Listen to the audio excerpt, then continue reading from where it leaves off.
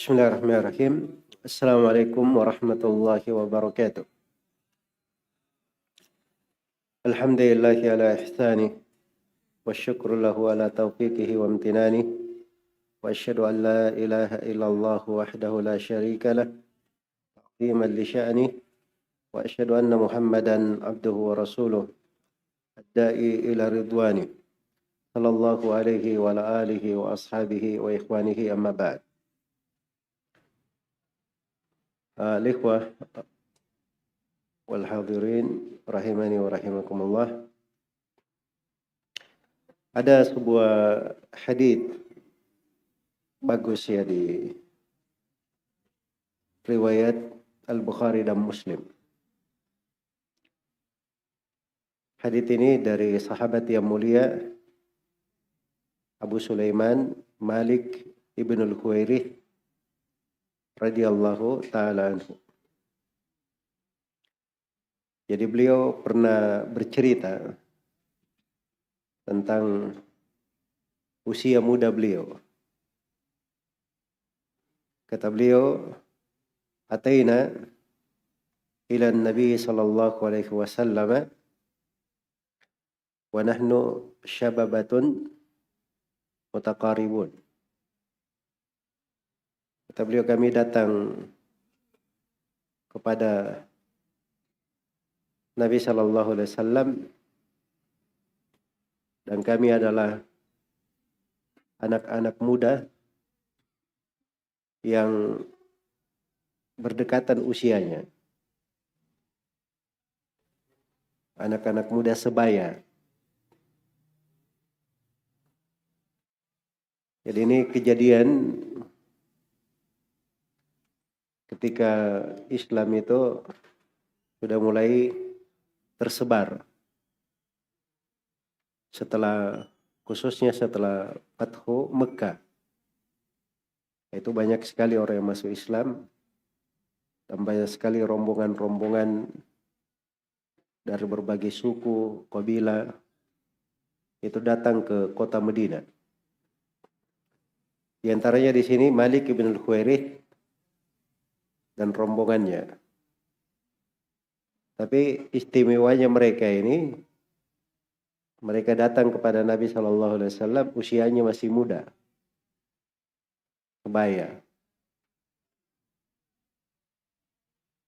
Maka kata Malik ibn al-Huwairith radhiyallahu taala anhu, "Faqamna indahu 20 yawman wa laylah." Kami pun tinggal di sisi Rasulullah sallallahu alaihi wasallam 20 malam atau 20 hari 20 malam. Iya. Jadi mereka ini pergi ke kota Madinah. Mereka tinggalkan keluarganya.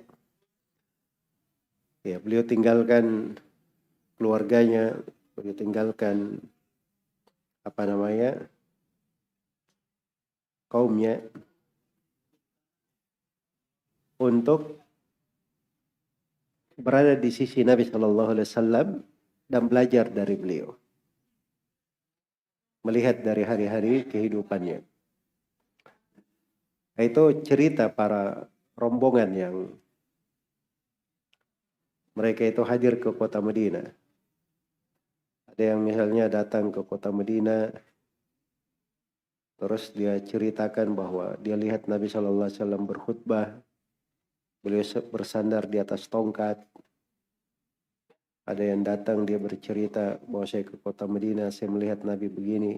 Itulah ilmu mereka dapatkan dengan berada di sekitar Rasulullah sallallahu alaihi wasallam. Iya. Dan Malik ibn al-Huwairith ini dari Bani Layth. Jadi beliau bersama rombongannya tinggal 20 hari 20 malam. 20 hari 20 malam. Jadi ini sebenarnya dari contoh-contoh bagus ya, yang perlu dicontoh. Sebab kalau seorang itu dia tidak punya waktu untuk belajar, misalnya sebulan, 2 bulan, atau apalagi 1 tahun, 2 tahun, dia tidak punya kesempatan seperti itu, paling tidak dia contoh seperti rombongan Malik bin Khuwairith ini, datang 20 hari. Atau misalnya orang itu datang belajar satu tempat, dia belajar 10 hari, 3 hari. Atau minimal ada dauro misalnya, dia datang untuk hal itu. Nah, itu dari sunnah para penuntut ilmu di masa dahulu. Iya. Itu bukan berjalan di tengah para sahabat saya.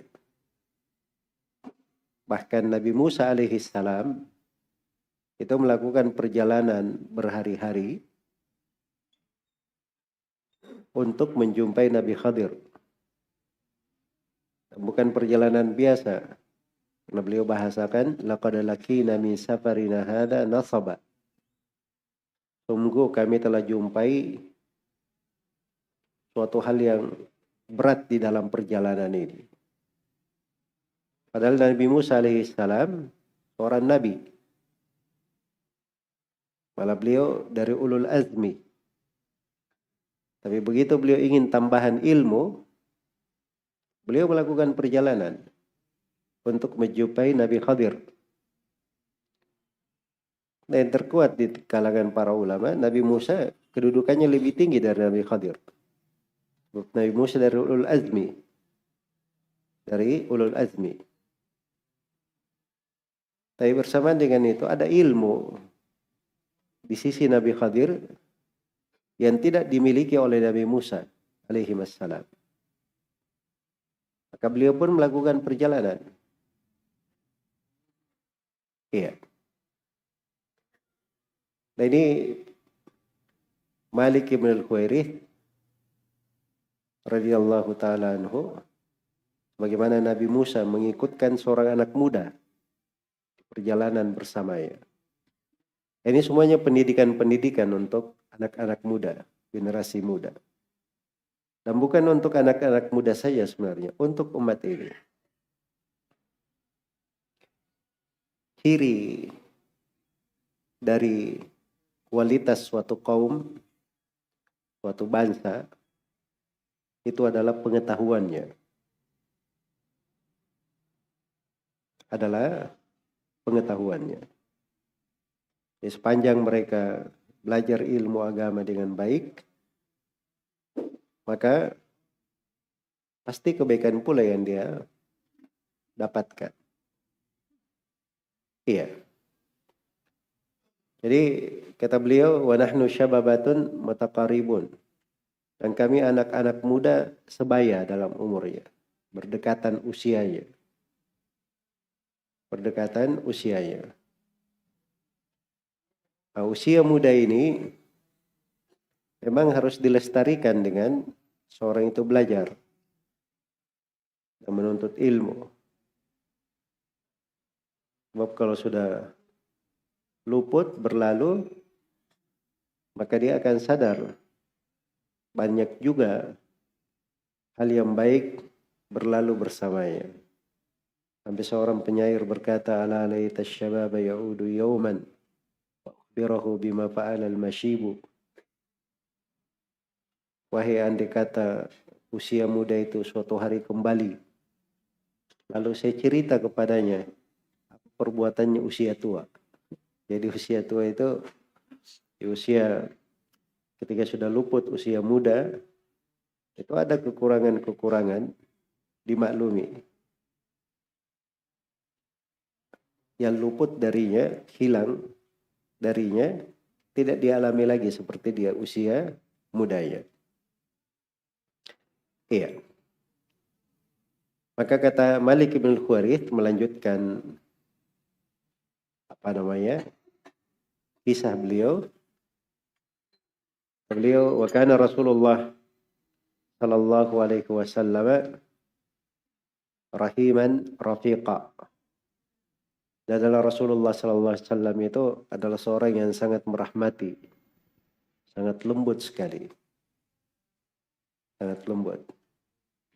Jadi sudah 20 hari nih balik ke Bilal Khairi. Kata beliau, "Falamma dhanna anna qad ishtahina ahlana atau qad ishtaqna." Begitu Nabi menyangka, melihat bahwa kayaknya kami ini anak-anak muda ini sudah mulai rindu kepada keluarga kami. Artinya ini Malik bin Khuwairith dan teman-temannya memang anak-anak muda, tapi sudah berkeluarga. Sudah berkeluarga. Jadi nikah di usia muda itu kebiasaan orang dahulu. Kebiasaan orang dahulu. Sudah berjalan di tengah umat-umat manusia. Muslim maupun non-muslim. Usia muda itu biasa mereka. Nikah di usia muda. Iya. Cuman di belakangan ini banyak orang yang kurang akalnya. Banyak orang yang kurang akalnya, kurang pemahamannya, mempermasalahkan nikah di usia muda. Ya. Itu sebenarnya kalau dibahas keburukan dari pemikiran seperti itu terhadap individu, masyarakat, dan negeri itu banyak sekali. Ini salah satu contoh ya bagaimana di masa itu. Mereka masih anak-anak muda tapi sudah pada beristri. Di ketika Nabi melihat kami sudah rindu kepada keluarga kami, kata Malik bin Khuwairith, maka beliau pun bertanya, "Sa'alana amman tarakna ba'dana." Beliau bertanya tentang keluarga kami yang kami tinggalkan. Fa akhbarna, maka kami pun cerita kepada Rasulullah sallallahu alaihi wasallam. Iya. Itu seorang guru ya. Jadi kalau ada sesuatu dia lihat pada muridnya kelihatannya perlu ditanyakan, maka dia tanya supaya diberi arahan yang baik. Maka Nabi SAW bersabda kepada mereka, "Irji'u ila ahlikum." Kembalilah kalian ke keluarga kalian. Fa'qimu fihim. Tinggallah kalian di tengah mereka. Wa'allimuhum. Ajarilah mereka. Wa'muruhum. Dan perintahlah mereka. Kemudian Nabi berikan beberapa wasiat. Dan diantaranya beliau berkata, "Wasallu kama ra'aitumuni usalli." Salatlah kalian sebagaimana kalian melihatku salat. Nah, ini kalimat ini, salatlah kalian sebagaimana kalian melihatku salat, ini hanya di Sahih Al-Bukhari. Tidak ada di Sahih Muslim. Tapi seluruh hadits yang saya bacakan tadi itu ada di Sahih Muslim juga. Kecuali kalimat ini tadi. Sallu kama ra'aitumuni usalli, ini cuma di Sahih Al-Bukhari.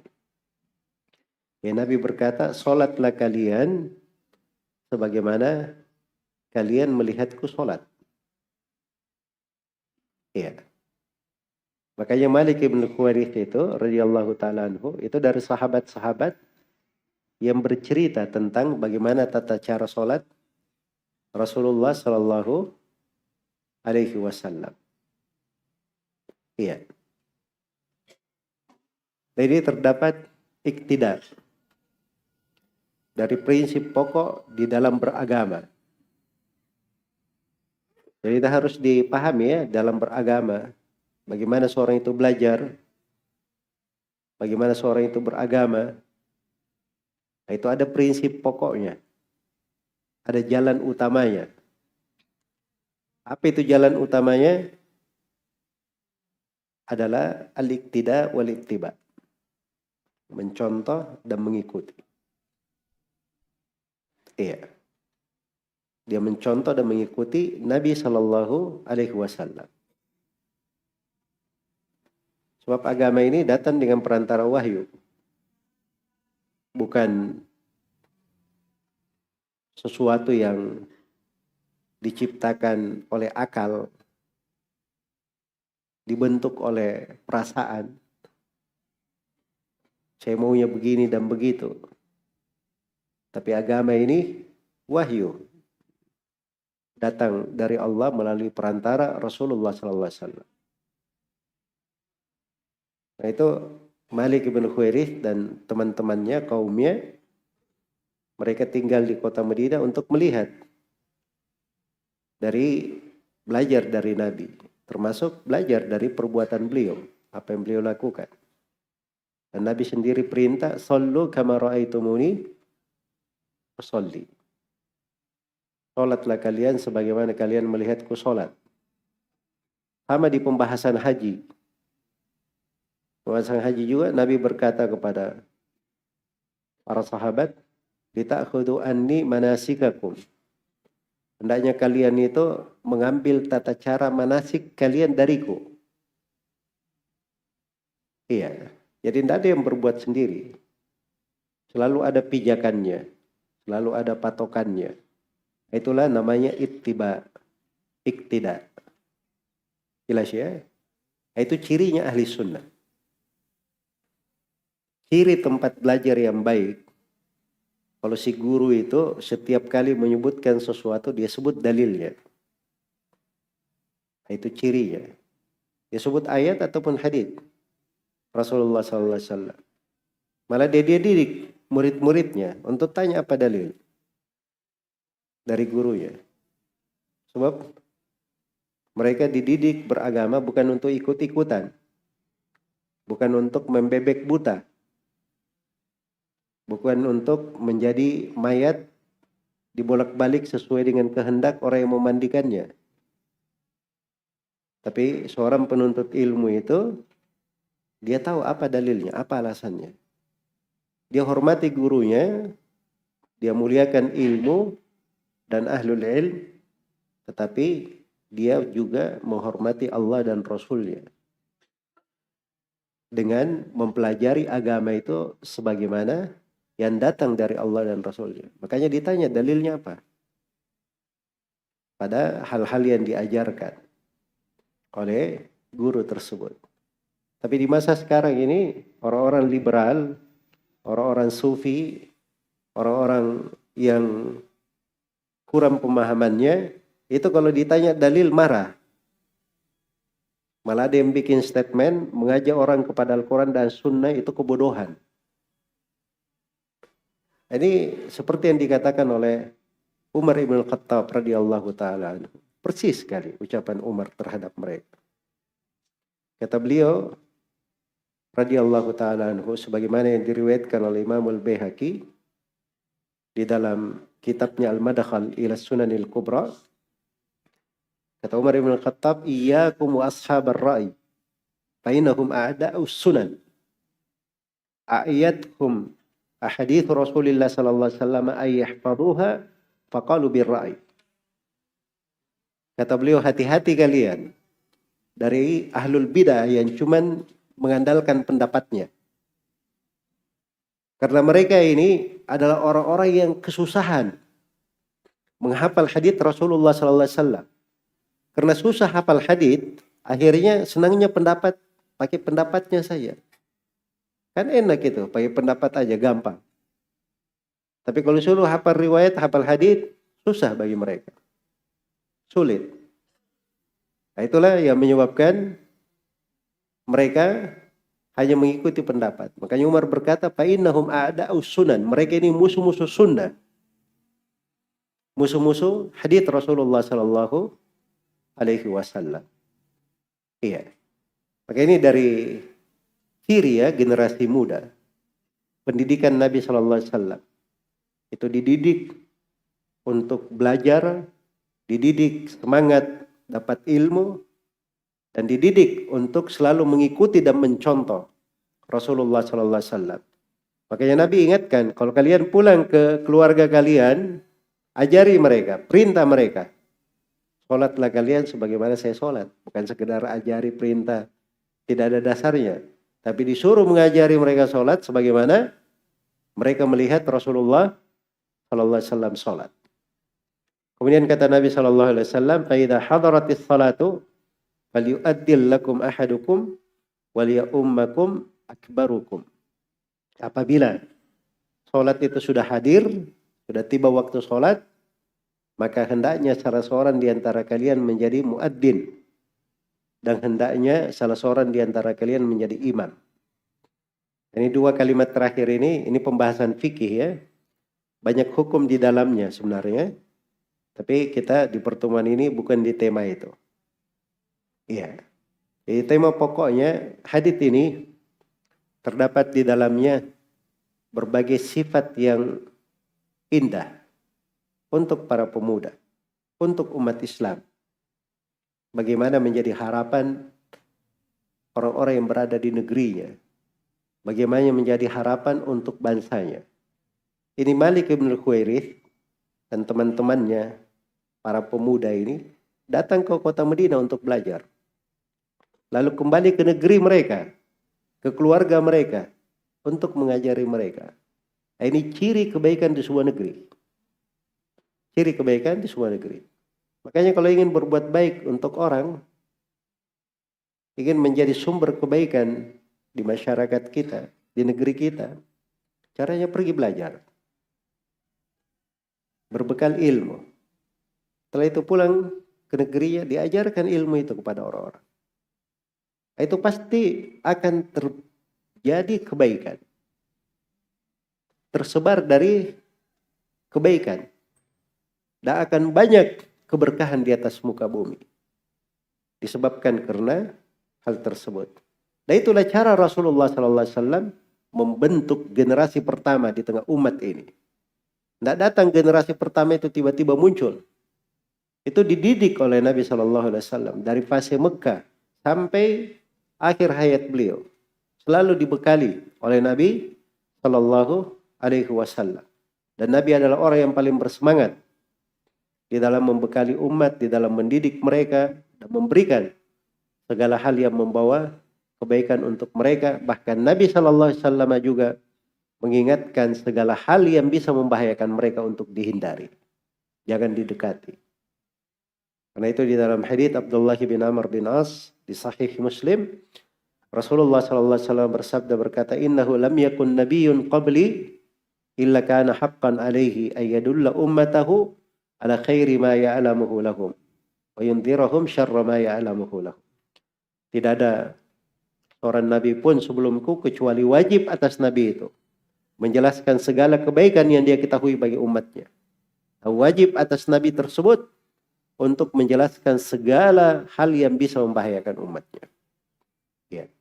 Itulah tugasnya orang-orang yang berilmu, mengingatkan hal tersebut kepada manusia.